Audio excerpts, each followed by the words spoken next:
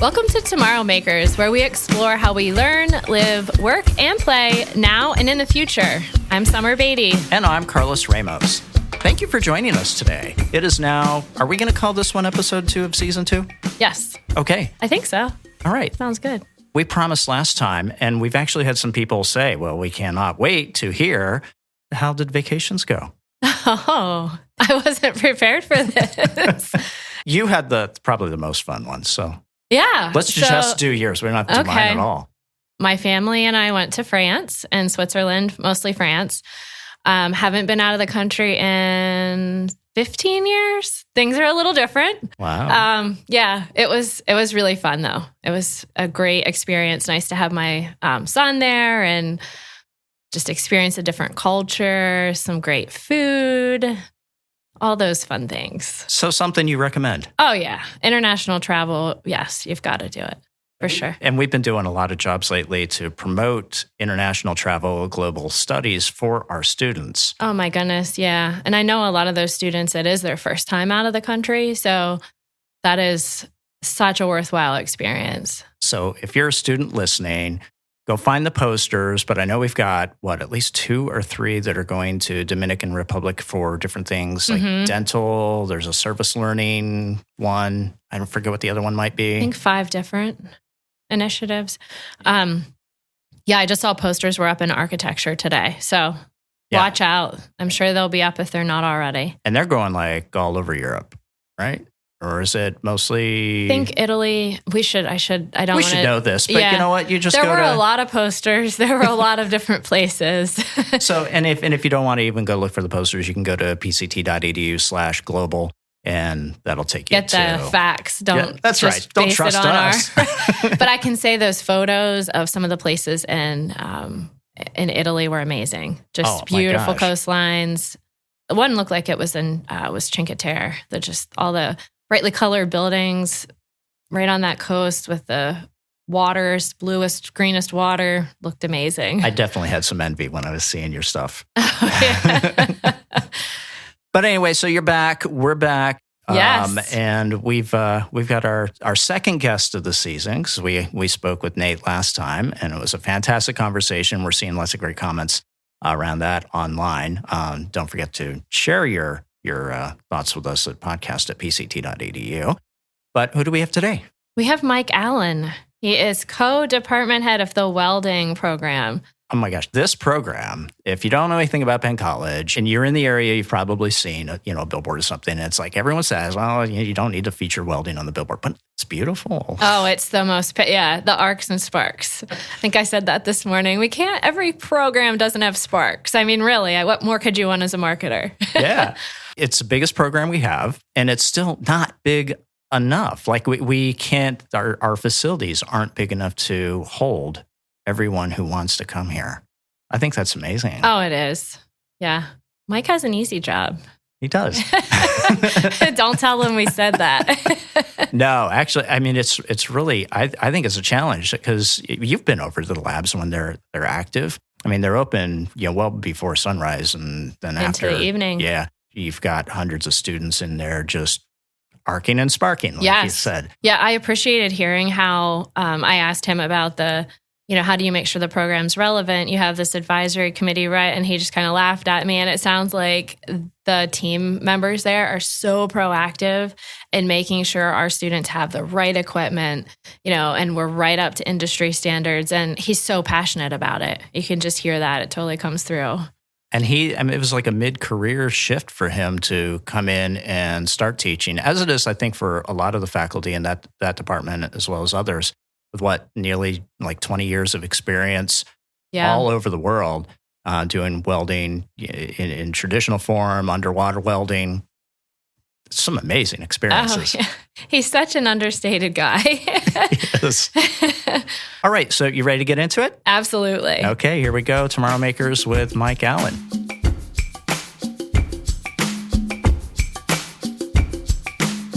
Hello and welcome. Hello, Summer. How are you doing today? I'm great. How are you? Oh, this doesn't get any better than this. He came to us this morning and said, I've never been on a podcast, but I have been on TV. Yeah. So what was that about? Yeah. Well, when we first got the renovation done over in the welding department. Why they had all the news stations coming in to do interviews and check the place out and so on. So we ended up doing probably 3 or 4 different interviews with like WNEP and Fox News and all of them guys. So it was pretty interesting. How'd you get picked to do that, or were a bunch of faculty involved? As the department head, that was one of the things that, and I was involved with the construction of that project and everything else. So they came to me most of the time. So I got to answer a lot of questions about the whole thing. So, which I'm sure you'll ask me some questions today. Yeah, I was going to say, you've been involved in so many things over the last few years at the college. I mean, You mentioned the welding expansion, the living chapel that made its way to Italy, just like so many things. That's amazing. Yep. That project was quite interesting. It was a little bit of faculty, a little bit of students, getting together with main campus of Penn State, working with their students. The whole finished product was amazing when it was done, because the whole chimes and everything that they made, behind the scenes, it was unreal. So it was neat to be part of that whole thing. And we have some articles we can link to for background on that. But I just think that goes to show, I mean, you have a curriculum, you have classes that you're trying to run, and then someone comes, with this amazing idea, and you're like, sure, we'll do it. We'll just, incorporate that into our everyday, and we'll make it happen. Yes. There's a lot behind that too, because, we're following the curriculum. It's not like we can just drop everything and do something different. But we did make it work, and there was a lot of, extra hours put into that because, weekends and everything else, with faculty being here to work on cutting the parts and doing all the fitting and stuff like that. And once it was done, it was neat, but there was a lot to it. And you're not a small program. No. How many students are in the program right now? Well, I'm not sure exactly of the number right now, but there was over 380 this year. So we're full for next year now already. We'll be bringing in at least 135 freshmen this year. So, we've got multiple sections of the same classes running every day. So basically 8 to noon to 4, 5 to 10 at night. So there's 3 shifts going on. So at least 100 students on the floor at a time, pretty much, between all the sections and every class that's going on with, the robotics classes, our CNC classes, blueprints, NDT classes, and all of that. So there's a lot happening there. So yeah, going through that lab, it's an experience for anyone who hasn't come to an open house and check it out. Even if welding's not your thing, it's just incredible and amazing to see the students in action. So often, yes, the faculty are there and they're guiding things, but I mean, the students they are doing their thing. Mm-hmm. They're learning the craft right from day one, and they're applying it every single moment. It's crazy. Yep, you're right. It is a busy place. It is not a quiet place to record any type of marketing collateral at all. No, we should put a soundproof room in there if you're going to do that kind of stuff over there. It's a gorgeous facility, though. Yeah, it took a while to get it accomplished, though, because there was a lot to that. Redesigning it 3 or 4 times to make it big enough, and it isn't big enough now. But will it ever be big enough? I can't answer that question. Right. Because equipment-wise, it's not big enough right now. We can't get some of the stuff in there, that I'd like to put in there, like laser cutting table and stuff like that, to add to the fabrication end of things. Excuse me. Right now, we just can't get it squared away. And you have some pretty big pieces of equipment in there now. Yes. It's a plasma cutter, right? There's really 2. large. There's one. 2 of them. Yep. One's the big one, the Soatab, and then the other one is our smaller unit, which will do 4x8 sheets of metal. So the big one will do 6x12 sheets. So we normally do 5x10. It's a little easier to put on and off of the table there. So depending on how thick it is. before we got into that, I was curious. I've heard all these awesome things about your background. So you graduated from Penn College and then you went and worked in industry. Mm-hmm. Tell us about that. All right. Well, I was in VOTEC program here when it was Williamsport Area Community College. So I went to Jersey Shore High School. So that was part of our tech program to come down here to weld. I started welding on the farm where I grew up, like 13. And I was like, this is really cool, So one day I was like watching TV and this underwater welding guy came up on the screen and I was like, oh, that's pretty cool, So I was like, all right. So I went to school and did the welding thing for the 2 years of high school. And then I came here for a year afterwards and got a certificate because they didn't have all the degrees they have now. But I'm not going to say when this was, but.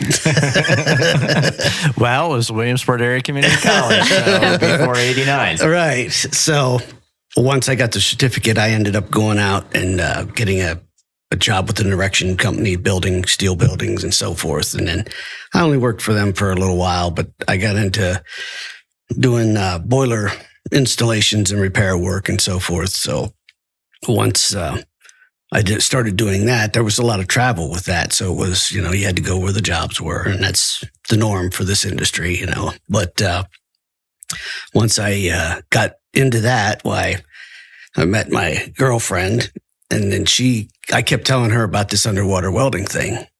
And she's like, well, you need to go do this because I don't need to listen to this the rest of my life if I'm around, So I'm like, oh, okay. So I went and checked out the dive school in Camden, New Jersey, which is at the time, I don't know if they've changed the name of it now, but it was Divers Academy of the Eastern Seaboard.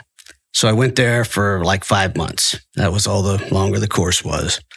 Once I got done with that course, I got hired for a company in Essex, Connecticut. And that company then did inland diving is what they basically were scheduled to do. But we did a lot of nuclear power work. So we dove on the nuclear power plants and did components of the reactors and worked on that kind of stuff.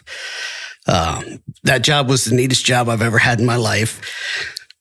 And it probably would have done it longer, but, I had some disagreements with the pay rate. So that kind of changed my mind a little bit. So I did it for over like a year and a half, and I got to see the world, basically. So I got to go to Japan a couple times and work over there, and we did all kinds of jobs throughout the U.S.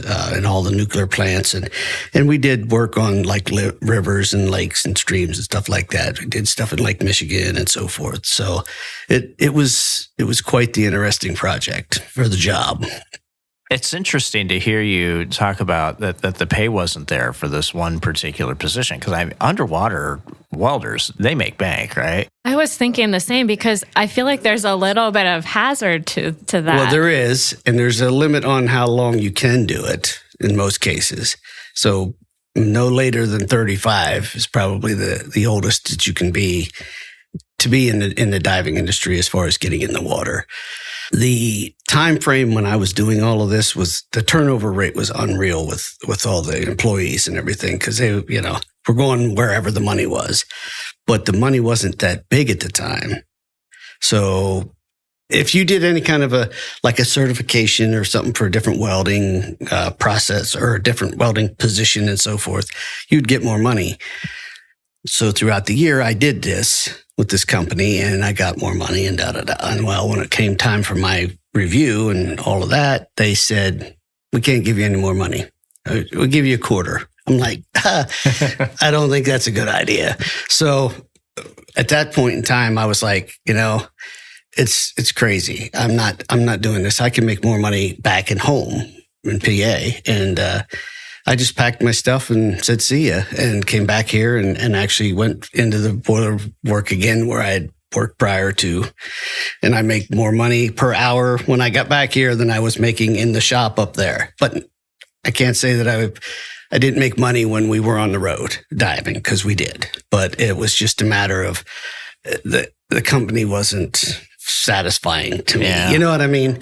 So I could have done offshore diving and so forth, but I hesitated to do that because they would not let you get in the water for 2 years.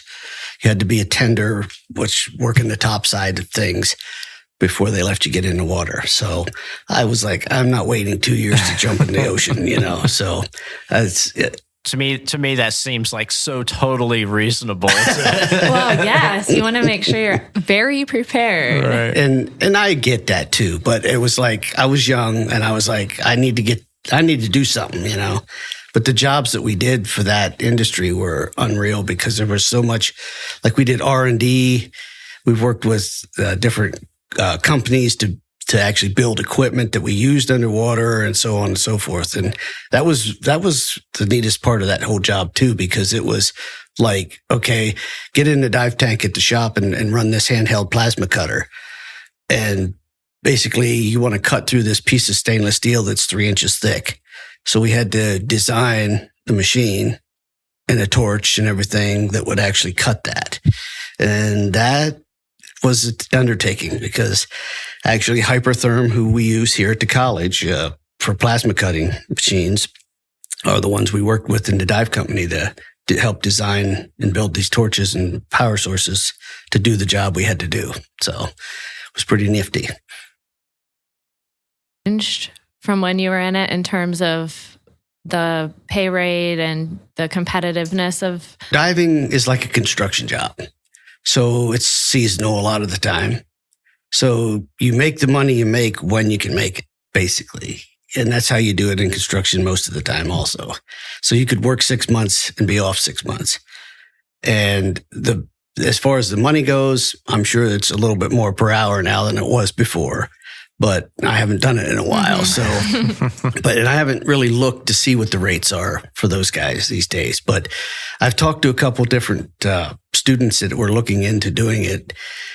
And they were like, okay, it's not paying like we thought it would, Now, if you get on an oil rig and you're doing that kind of work, you're doing saturation diving and so forth, why it's going to pay you an astronomical amount of money, but it may only be a 3-month job. So you're off the rest of the time. Typically in that industry, it's six on, 6 off. So 6 months on the platform, 6 months off for the rest of the year. Well, that doesn't sound too bad, actually. I don't know what the problem is. But granted, you can work topside or on the land at wherever their house or their shop may be. So, you may not be off for 6 months. It just depends on the whole layout of things. But, if you make, $100,000 in 6 months, are you going to be, I think I'm okay with the other 6 months off. Yeah. Or are you going to save your money or not? So this diving piece is such a niche. What are the other areas that graduates go into from your program? Well, they're going into a lot of different things. Okay. People used to think about this career as dirty arcs and sparks and, getting burnt and heat and all of that. But anymore, it's more about the science of what this process does or how it works and so forth.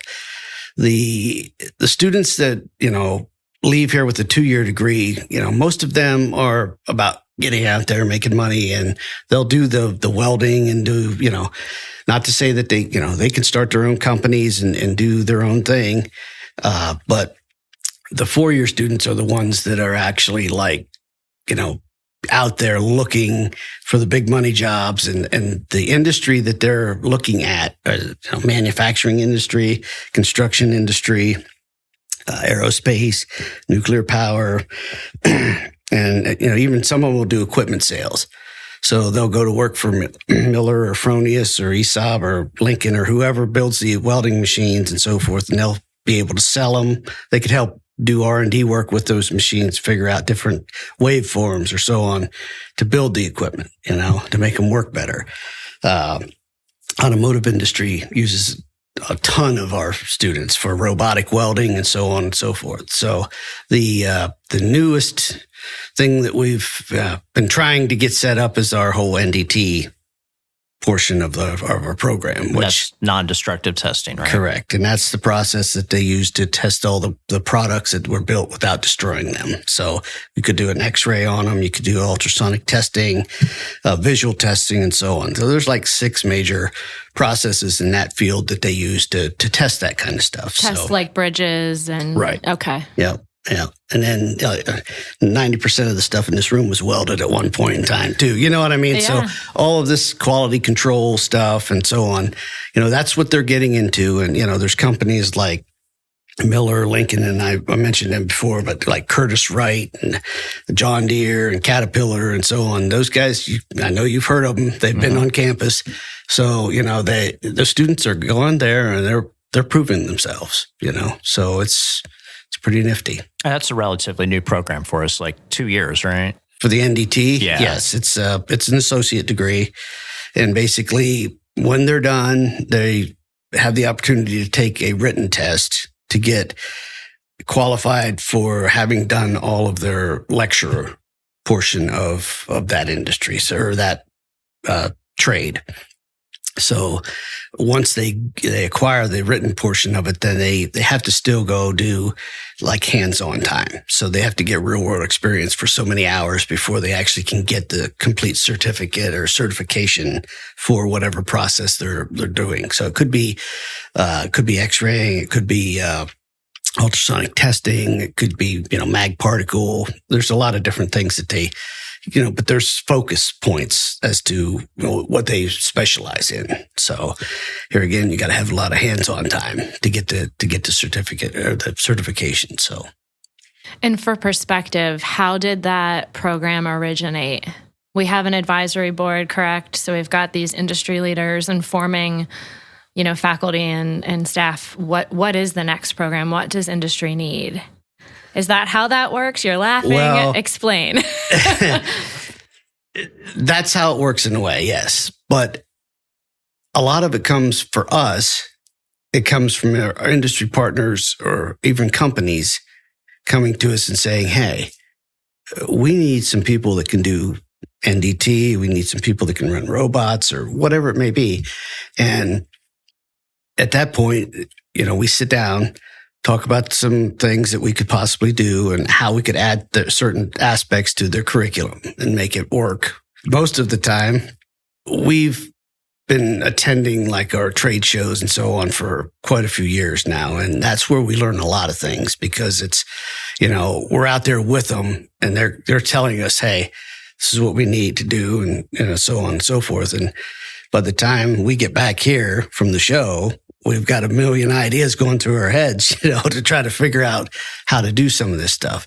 And I think we've been doing a pretty decent job of keeping up with some of this stuff. Not everything, because we can't do it all, some of the equipment we needed, we don't have. So in order to try to keep up with industry, but the way we have the shop set up now with the whole fab area and all the welding booths, there's 7 or 8 welding station or booth labs there now. So, they're doing multiple different processes at the same time, which is what industry, needs. They, they could go from sub-arc welding to basically running the robot the next day so they're versed in a lot of different things, the students are. So it's like, okay, what next? And we're working on some things now to try to add to it. But, we've got a minor starting in robotics here. We just got it rolling last semester. So we're going to see how that flies. Hopefully it works okay. But we got to keep the robots up and running to keep all that going on. And there's a lot of things that we are going to do in that minor that not everybody gets to do as far as, when they walk out the door. So offline programming and so on and so forth. Like our 4-year guys get a little bit of it, but then if they do the minor, they're going to get a lot more of it. So there's, different waveforms in these power sources, different processes. So you could weld MIG welding with the robot. You could do laser welding with the robot, laser cutting. You could do plasma arc welding with a robot. There's a lot of different processes that you can use with the robot. So everything I've just mentioned, we do now here in our facility. So I saw that robotics, and I didn't realize it was connected to welding specifically, because we have robotics integrated into a whole bunch of different programs. So is it in addition to the robotics one that I might have seen, or? Do you mean the minor? Yeah, the minor, yeah. Yeah, the minor's encompassing robotics and machining, welding. There's like 4 different programs. Oh, that's awesome. I mean, I can see. I can't remember who else is involved with it right now. Oh, yeah. Well, yeah, that's not a surprise, because like I said, I feel like robotics is so ingrained in a bunch of different programs. So that's good to hear. I'm used to seeing that, like, if you're in a major, you can't take the minor in the major, but it sounds like because it's coming probably from that automated engineering side, that allows the welders to take those minors. Yeah, that's correct. And that leaves machinists to be able to jump around, and welders, and even the guys that are doing electronics and so on. They're all part of it. So, I mean, the students will go from our shop over to electronics, and then they'll go over to the automated manufacturing lab. So they're jumping between a whole bunch of different labs. So it's kind of intermingled anymore. So that's great, because it is such an amazing collection of different programs and engineering technologies that we have, and to have that cross-pollination, so powerful. Yes, and that's one of the reasons I like working here, because we get to work with multiple different aspects of things. So we may be doing a project with machine shop, or and they're working with us to do fixtures and stuff for our robotic cells and so on, making jigs and so forth to hold the parts in place, to program to come in and weld and so forth. So it's pretty cool, and working with, we've worked with the CAD department, doing stuff with AutoCAD and SolidWorks and so forth to try to enhance everything that we're, doing in our everyday to day life. So. Well, I think you're doing something right. I mean, the program is very popular. It is. How, if you're a student in high school, how early do you need to apply in order to get in? I mean, it is quite popular. Yeah, you want to try to be getting, if you want to come here for welding, you want to try to be getting in the door your junior year, if you can.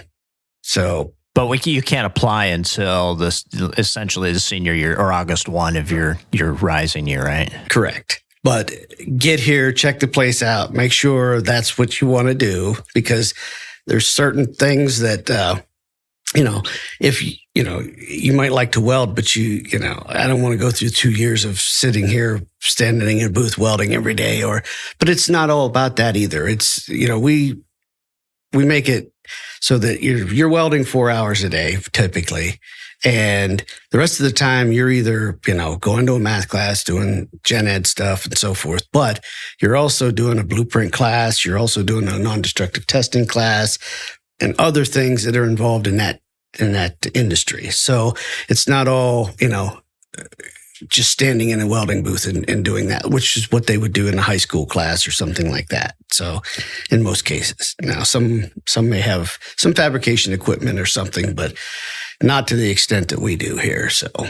No, and that's a good point. You got to come and see it really. Right. When you're talking about it, when you said 7 labs, I mean, I feel like it's as if you're walking into an Amazon warehouse full of toys. I mean, it's huge. For the most part, the 7 labs that we have, that we focus on, we use them for basically all the major processes.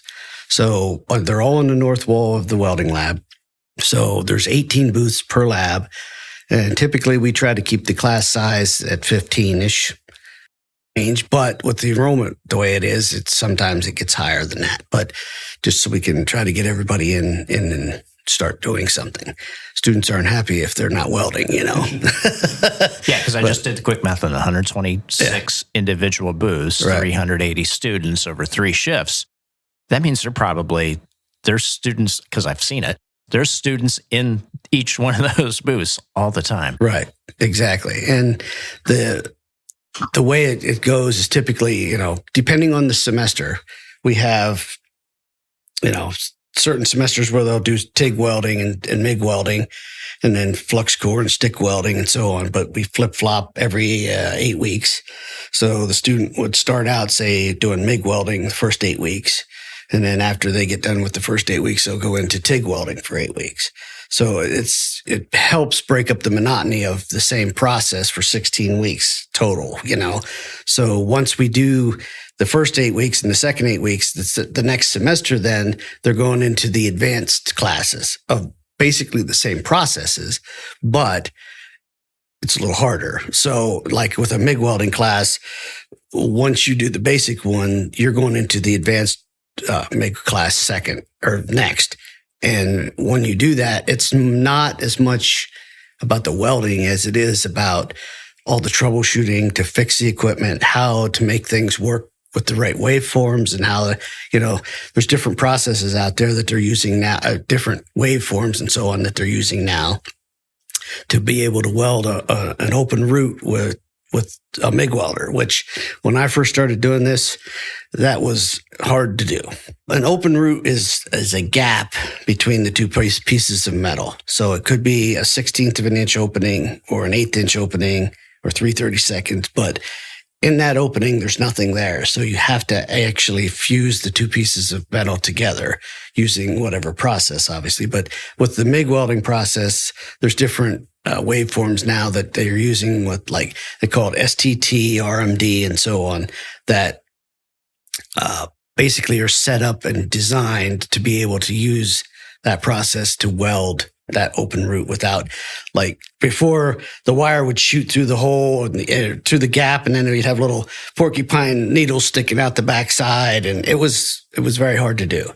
So now the way that these machines are they're phenomenal as far as being able to weld like that. So it's all about computers, and being able to set it up. And that's what it is anymore, So there's the rectifier welding machines are a thing of the past. And that would be like what I might see on the back of a diesel pickup truck going down the road, the setup in the back. Yes, the old ones. The newer ones are computerized a little bit too. They have boards in them and so on, but it's the same concept. Okay. So, yes. Do you get involved in any kind of creative welding projects, or is it more functional? Oh, yeah. You specifically, or just generally, even your students? Because I have seen some students who enjoy the creative process of doing things outside of class and just using those skills in different ways. With our department, we try to let, like, our student chapter do the creative stuff and do some, like, the artwork things. But yes, I've had classes where we've done stuff for the college, like the wine glass that hangs off the side of the Lejeune chef. We cut that out in our CNC classes, and I had the students draw it all up, lay it all out, and then we cut it out over there on the CNC machine and gave it back to GS and let them put it together. But we've also done projects for like Humming Engines, where we build a platform or a stage that they're assembling in between two pieces of equipment that they just bought, which is actually one of the pieces that was on loan here at the machine shop. They bought two of them now, so the staging was for between the two machines.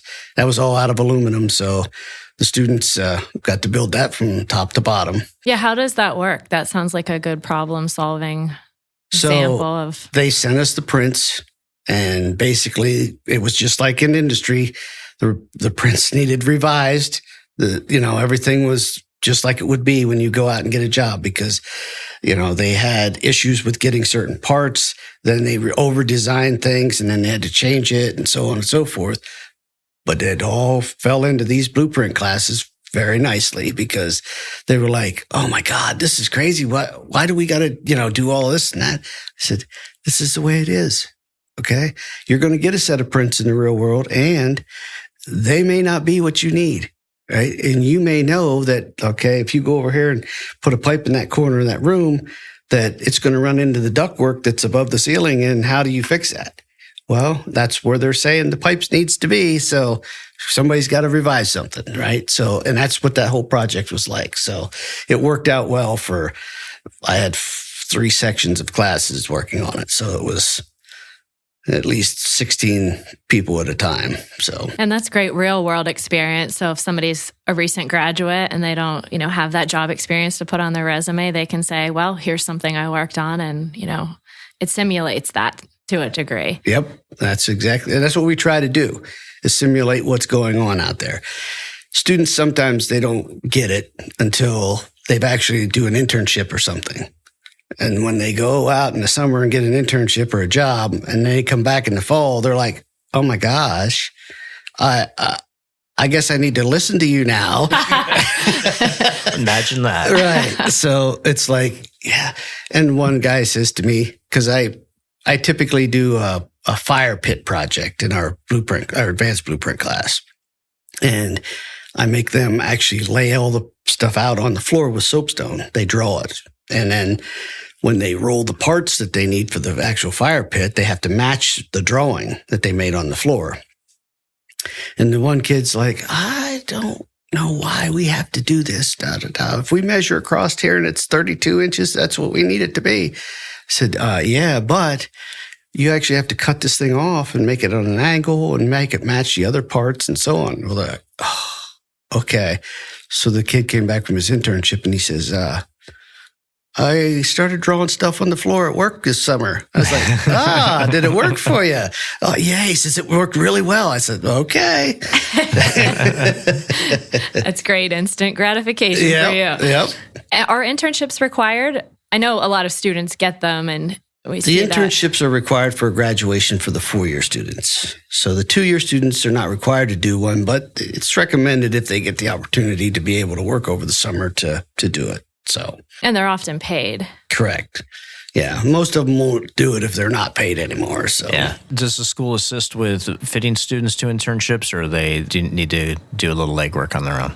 Well, with our department, the way it's set up is they need to do the legwork. So we encourage them to do the career fairs and all the info sessions and everything that we do throughout the year to try to get in touch with these companies and so on. So if there's companies that email us, we put it out there for the students to see so they can apply or, contact that company to see if they're qualified to do what they want them to do and so on. But this summer we have, I think it's 40-ish students out doing internships.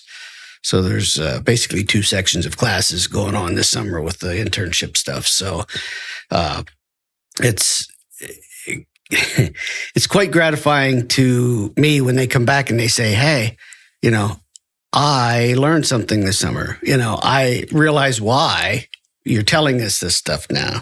Or, "Why did we have to set this machine up this way?" "Well, here's why," And, depending on the company, they could be welding different types of metals like stainless, aluminum, titaniums, whatever it may be. And it's like, okay, we don't do a lot of the high alloy stuff here.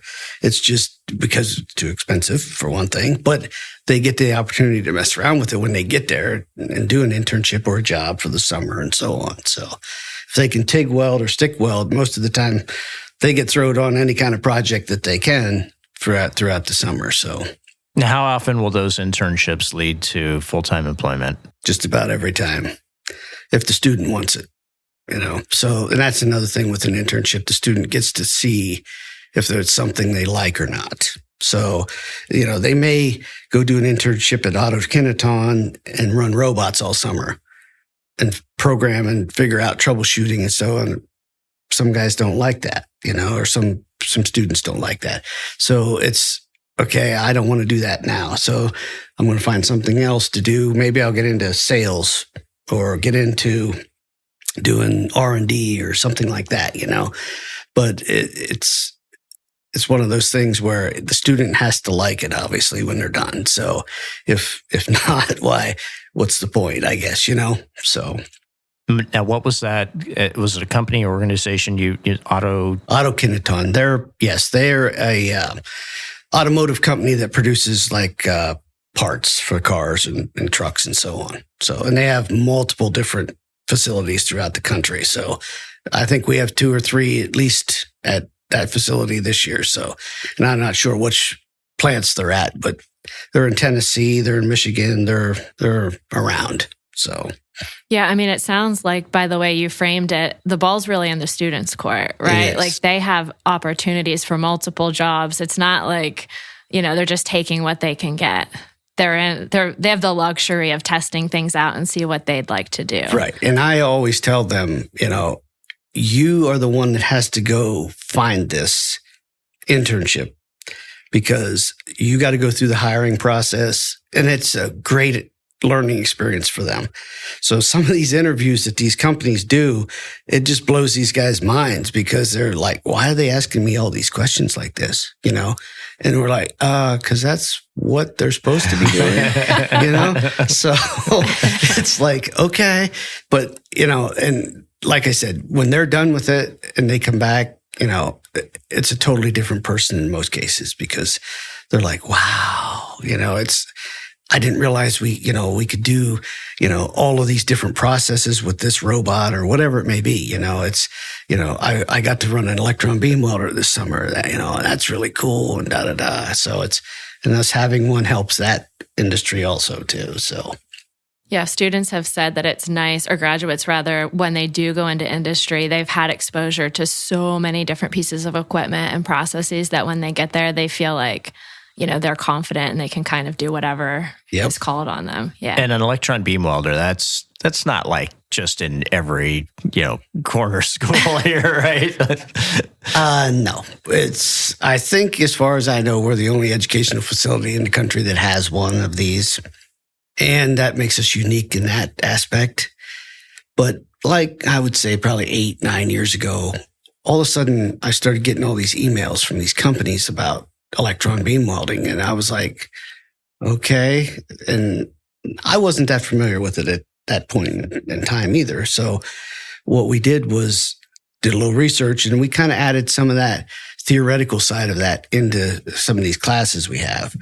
And there must have been 10 companies that emailed and asked about our students if they knew anything about this or whatever, and I could do any of it.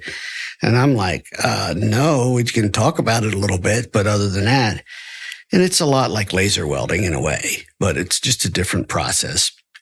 But once we started talking to the company that provided us with our machine, we got a better insight to what that industry was like and what it was all about, because it's aerospace industry, a lot of it. And, it's graduating towards some other industries at this point in time too, but it's a very clean process. There's no contamination in the weld unless there's a problem in the vacuum chamber that it has to be done in a vacuum. So this is something you can do in outer space. But you can show these guys how it works. And basically, an aerospace company would more than likely pick you up if they knew that you can actually run one of these things, or, operate the equipment, or even troubleshoot it and fix it and so on. That's another part of the industry that we're looking at trying to help out some more, because right now, all this equipment that everybody's building is great, but there's no service techs to work on the stuff. There's not enough, I should say.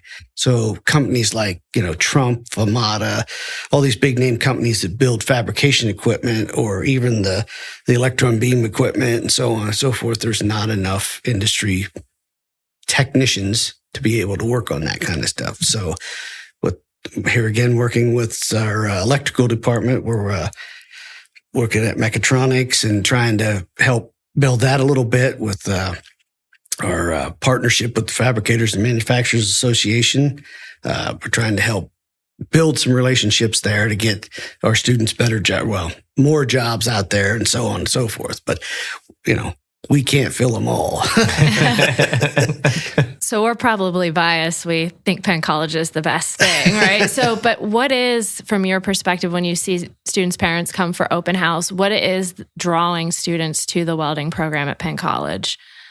Is it like the equipment, the electron beam welder? Is it the job placement? Is it the facility? Is it it's just so awesome? People come and meet you and they're like, it's a combination of everything you just said. Okay. Okay. Because a lot of the time when you physically see something, it's a lot better than looking at a picture on the screen and so on. So when, you have faculty coming in to talk to people that, come to tour the place and so on, a lot of the time, if I do a tour with the students, the parents are more impressed with the place than the students are at times, because the students have been like doing this stuff at the high school or whatever. But some of the parents are like, oh my God, I need to come back to school, And it's not just welding. I mean, it's other departments too, but it's like, to physically see the stuff and actually see students working with the stuff, that sells the program by itself. All right. So you hear that, parents? Don't wait for your kids to want to go for a tour. Just even come without the kids. That's right. You're welcome. So do you want to share any success stories students have had that you can recall, recent graduates or past graduates out there just doing awesome in the workforce? There's a lot of them. Lately, the female students have been rocking the engineering world with a lot of the companies out there. So we've got 4 or 5 females that are doing rather well, different companies. I don't want to just signal out specific people, but we can single out, because we have a video feature on a couple of our women that are down at Harley Davidson. That's the two of them that I was thinking Go about. ahead. They've done rather well with their careers. This is Aaron and Franny, right? Correct. It's Aaron and Franny, and they, they're the two that stick out in my mind the most, because we were with them the whole time they were here, obviously, and they were, shy at the beginning of this whole thing. So they opened up, and I think that's another thing with this program. The students in the 4-year, they end up like being more open, being more apt to actually contact you after they get out of here or graduate, and they're willing to talk to you and tell you what they're doing, whereas you can't do that with 2-year students most of the time, because they're in and out of here and they're gone, But we've also got some gentlemen that are doing extraordinary things these days too, with the nuclear power industry. We have a young man who's doing some R&D work for them, and he no more graduated, and they were on him, right? And he's a very good student, or he was a very good student. But he is now, 6 figures to start. And I'm like, I need that job. Yeah, it is something when you see the students come out of here and you're like, wait a minute, you guys are making, wait a minute, how much? What am I doing? Yes. And that to me is cool too, because, the students get out there and, they actually make enough to survive, whereas, when I first started here, I didn't have the opportunities that these guys have, because we didn't have the internet to search over everything and so forth. But the way things go today, these guys that are making out and doing well,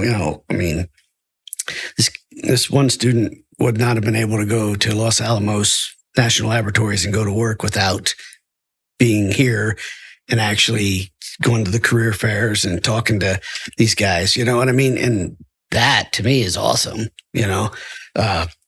but those guys are making out real well. But there's kids or students that have graduated, started their own companies, and they're doing phenomenal also, so they didn't minor in the business or anything like that. They just did their thing, and they started their own little welding shop and so on and so forth. There's a guy that's actually building, I don't know what their term would be. It's not like monster trucks, but it's customized vehicles and doing, custom work for company or for people that are like on the West Coast, and he's in Bellefonte. So it's really cool, to see some of that stuff. And there's other students that, have gotten into like the electric car industry and started there, and now they're, doing all kinds of different things. There's so many neat stories out there that I just can't talk about all of them. Oh, yeah, of course. That was a great sampling, though. Yeah. If you're listening to this and you're one of those great stories, or you're like, oh, yeah, I've just been doing this. This is what I do. And, you're awesome, by the way. Please email us. Let us know at podcast@pct.edu, and we'll make sure we can share it. Send us an audio clip, too. That would be even better. Send us a photo. Send us whatever you want. We'll take it. Yeah, I'm sure the stories are plentiful. Yes, they are.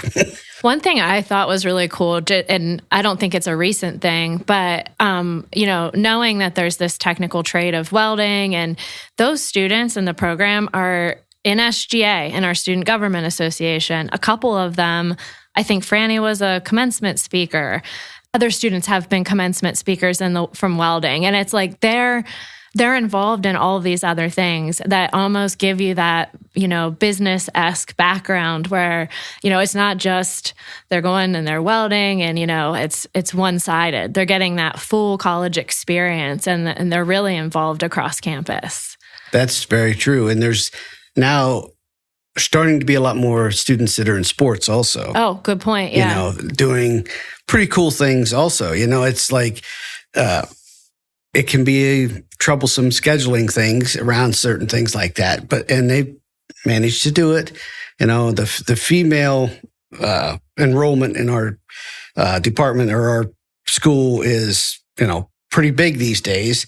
It keeps growing, so I can never keep track of how many females are in the program for sure. But there was, at least the last I knew, at least 40-ish female students in the program. So they, and they like to get out and do, sports, and they like to get out and socialize and do other things also, So a lot of them are part of our American Welding Society student chapter. So, and, they get involved in doing community projects and so forth. And like I said earlier, they do a lot of different things with, we'll have them do tours and we'll have them do different little projects for the community. And like they've built bike racks before for the school. They've done different projects for different businesses and so on around the area here. So that's pretty cool too. So, but yes, they are getting out there. They are being a part of student government and doing all that stuff too. So it is pretty neat.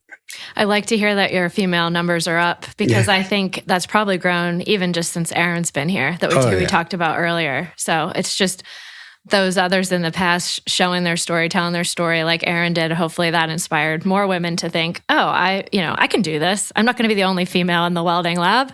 There's others. A lot of the time the females are better at TIG welding than the guys are. So do you find companies are more, or I shouldn't say more, are they eager to hire women? Like, is the diversity valuable to them? Does that appeal to? Yep. Okay. The one company that comes to mind is out of State College, and they've hired a couple of our students, and they're part of the NDT world, but they had no problem with that, and I don't think that any of the companies that come here have an issue with any of that kind of stuff. They're looking for whoever can produce, who can do the job. Doesn't matter if it's male, female, so on. It's just if you can do it, come to work for us, And a lot of people are saying that. A lot of businesses want these students. Yeah. That's for sure. We can't produce enough of them. So we didn't really talk much about you other than your past. What do you have going on? You said you were busy with projects. Are you anything fun to share? Any cool projects going on? I'm working right now at replacing a cab on a tanker truck for my father-in-law. And that's taken up quite a bit of my time because we had to go buy another cab and fix it a little bit. So I had to weld patches in the floor and so on and so forth. And then we're going to put the wiring harness in and put it all back together and set it on the truck. And so I'm busy. Do you have a lot of people coming to you knowing you can weld? Like, I got this project. Can you fix this? I used to, but I kind of slowed that down a little bit because it would take up the whole summer. Yeah, you say no enough, people stop asking, right? Yes. But I do some stuff, depending on. I'm not trying to get you a side hustle here. I'm just curious. Sometimes when people learn you have a skill, then they just tend to ask for help with things. Yes. But like I said, little jobs I can handle. It's just I don't want to get into anything that's going to take up the rest of the whole summer. Sure. Yeah, you need to relax a little bit before things ramp up again. Has there, we could cut this if this isn't. I'm just curious, since the welding program is so full, has there ever been talk about having summer classes? Yes. We've been having discussions about changing our certificate program to a 10-month certificate program. Right now, it's a 2-year degree, just like the associate, which is pretty much back to back with the associate degree. But just math difference? Well, some of the gen ed stuff is different than what all the hands-on stuff is the same, both ways. But yes, we've been talking about looking at changing up the certificate to make it 10 months. And then those classes would more than likely be running in the summertime also, just because that clears out the shop. We may end up running some of it during the rest of the year also, but we'd have summer classes running for that.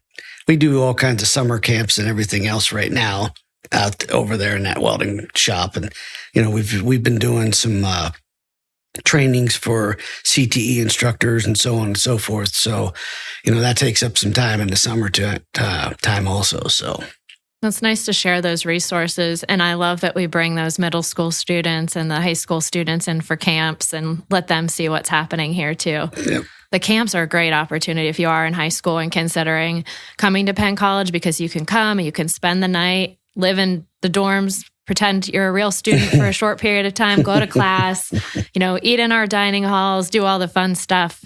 It's a great idea if you're thinking of coming here. Yep. Yeah. And then welding has a summer camp. I'm assuming it's connected to the engineering piece. Yes. Okay. Yeah. The whole engineering side of, they do welding, they do machining. There's a couple different things they do throughout, I think it's 3 or 4 days. And that's really nice too, because you're not locked into just exploring one thing. So Right. you can kind of get a taste of a bunch of different options. Yeah. When we first started doing it, we were doing some stuff through the FMA, which is Fabricators Manufacturers Association.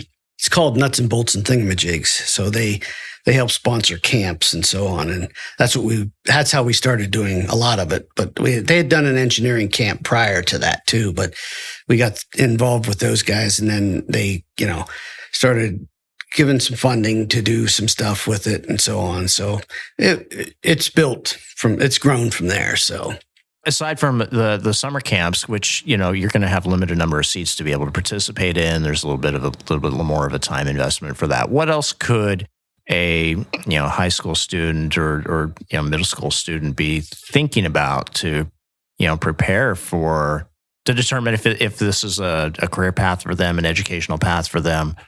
What's some advice you have for them? Whatever you can do with math prior to coming to this program or getting into any of these programs, whether it's here or somewhere else, there's a lot of math used in this industry. And a lot of students are behind the times with their math when they get here. And then hence the developmental math classes and so on. But my biggest piece of advice to them is to try to work their way through the math prior to coming here and getting, refreshing themselves on algebra, trig, whatever it may be, in order to be able to get through this program or any of these programs without, failing something or having to take classes over and over and take 7 math classes like I did when I came back here. That's why it's the biggest piece of my advice, because it's like, I know that it's hard, and, I started out 05 when I came back after 18 years of doing the real world stuff. And I was like, I haven't done algebra and trig in years. So I had to start there and work my way through it. So, but if you don't have to do that, that's what you want to do. Are there ways that they could approach math actually a little bit more fun, that are a little bit more related to the work that they're going to need in welding?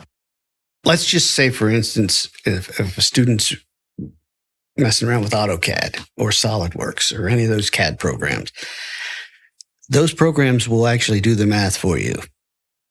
and you're going to roll a piece of metal and you're going to put end caps on it. And how many gallons of water will that cylinder hold? So stuff like that can be calculated in these programs prior to building something, So students that are playing with these CAD programs and so on, if they, get into these things and they actually make drawings like that or do stuff like that, that to me is a big help for a student it gives them the general idea of, okay, why do we need this math for these traits? So if you own your own company and you get a contract to build 25, tank trucks or whatever it may be, okay, how do I go about figuring out how much water that'll hold or whatever, you have to know the basics of the math, obviously. But I feel if you can read a tape measure and you can do fractional measurements and so on, you're working your way into this industry really well. Okay. But do I rely on the computer nowadays? Yes. And so does everybody else in the industry. And that's a lot of what I hear when the students come back or the alumni come back and say, hey, we don't even do that anymore. Why are you teaching them that? Well, if you don't know the background behind some of this stuff, why do we do, how does it get done? It's just like in some of the blueprint classes, we'll teach them how to lay out a template. And it's math, obviously, right? So if you can't figure out fractional measurements or, add and subtract things like that, you can't do that. But that's the heartbeat behind being able to fabricate something. So if you can't do it. So maybe find that interesting problem and maybe back your way into the solution. Even if you don't know the basics behind it, maybe that's your pathway into the basics. Right. To say, okay, well, I need to know what 9/16 is and how to add another 9/16 to that, or whatever it is you need to do. Yeah. Yeah, everybody wants to find the why. They want purpose. Like, why am I doing this? Tell me how I'm going to use this from high school up. Yep. It never. Well, I ends. often said that myself too. Yeah, right. Yep. Just like those students that come back from their internships and tell you, yes, I see why you had me learn this. Right. Yeah. Yep. Do you have any mentors who helped you along the way? Knowing you are a mentor to many students, is there anybody that sticks out to you that you'd like to talk about? Well, the mentors that I had for this industry are all the teachers all the instructors that were here when I was here to start with. So, Bob Vaughn, Jim Fox, Dave Dietrich, all those guys, Paul Schreiner, all those guys were mentors, At home, I had my uncle who was a mentor for the welding side of things and my grandfather too. So, yeah.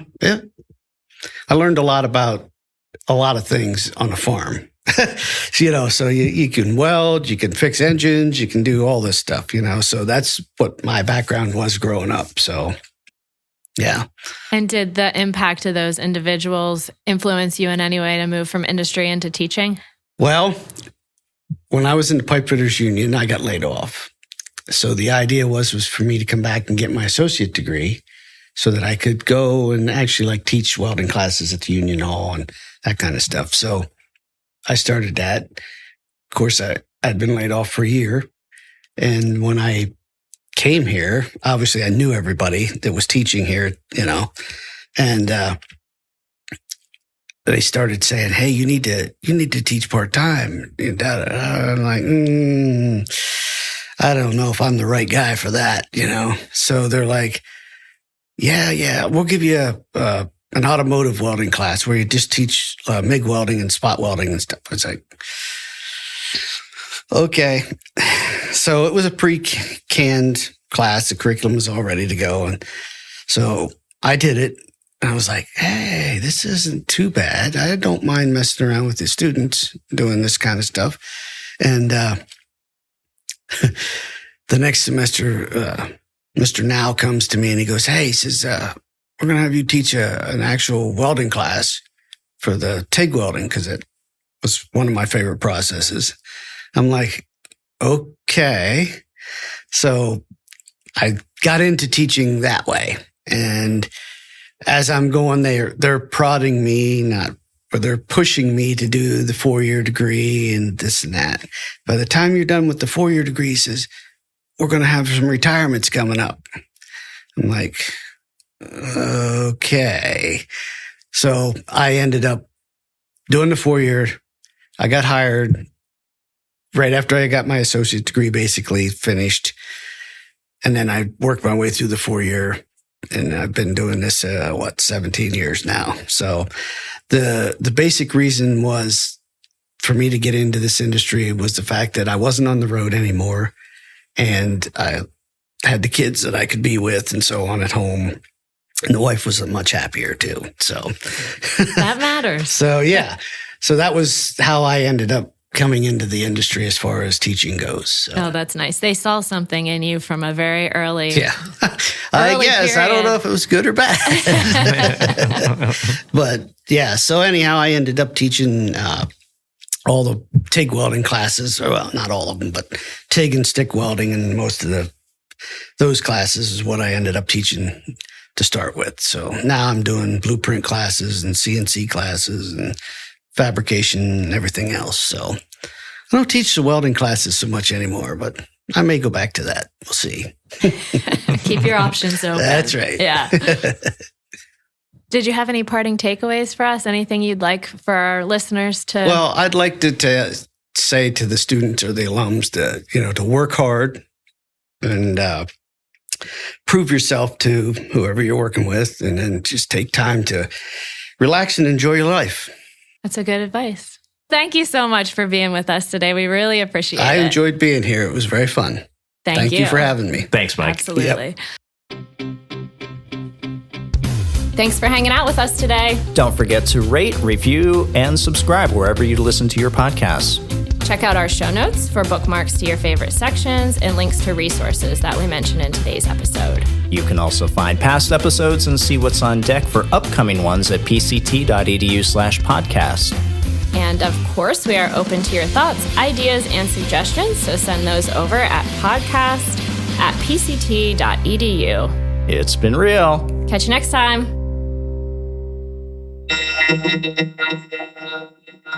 Smile Makers brought to you by. I don't know how to describe that sound, but it is not good. Microphone is not good.